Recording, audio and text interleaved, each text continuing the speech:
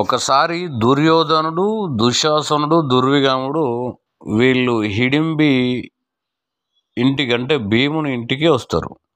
భీముడి ఇంటికి వచ్చి, నేను చాలా గొప్పవాడిని, నేను చాలా పరాక్రమవంతుణ్ణి, నా దగ్గర చాలా బలం ఉంది, నా తమ్ముళ్ళ కాడ చాలా బలం ఉందని, ఇక భీముడు ఎంత, భీముడు లెక్క ఎంత, భీముడు మా కాలు గోటికి సరిపోడు, మా బలం ముందు మా పరాక్రమం ఉందని చెప్పి చాలా గొప్పలు చెప్తుంటుంటారు.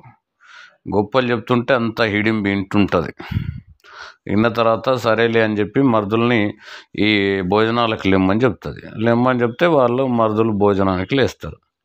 భోజనానికి లేచిన తర్వాత కూర్చున్న తర్వాత ఏం చేస్తుంది, పళ్ళెంలో ఇన్ని నువ్వులు పోస్తుంది. నువ్వులు పోసి భోజనాలు చేయమంటుంది.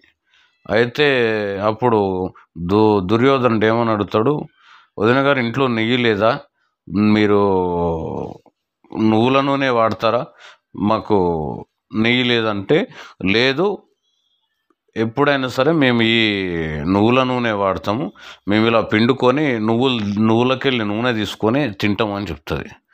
అప్పుడు దుర్యోధనుడు ఏం చేస్తాడు, కొన్ని నువ్వులు కుడి చేతిలోంచి పోసుకొని నలిసి నువ్వుల నూనె తీద్దామని చెప్పేసి బాగా రాస్తాడు. నువ్వుల నూనె రాదు. అప్పుడు రాకపోయేసరికి అప్పుడు హిడింబి ఏం చేస్తుందంటే, ఆ కుడి చేతితో అట్లనే మరిది చేతిని పిడికిల్ని బిర్రగా బిగించేస్తుంది.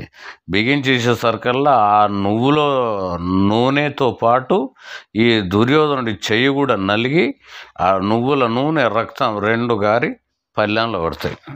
పళ్ళెంలో పడిపోయిన తర్వాత, చూసావా మరిది గారు, భీముడి భార్యనైన నా కాడనే ఇంత బలం ఉంది, అదే మీ అన్నగారి కాడ ఇంకెంత బలం ఉంటుంది, ఆయన ముందే ముక్కోపి, ఆయన ముందలు ఎప్పుడైనా సరే మేము గొప్ప పరాక్రమవంతులం, మా కాడ చాలా బలం ఉందని ఎప్పుడు కూడా మీరు విర్రవీగొద్దు అని చెప్పి అప్పుడు చెప్తుంది. చెప్పిన తర్వాత అప్పుడు దుర్యోధనుడు ఏం చేస్తాడు, ఆ చేతికి నలిగిన చేయికి కట్టుకొని ఇంటికి వెళ్ళిపోతాడు.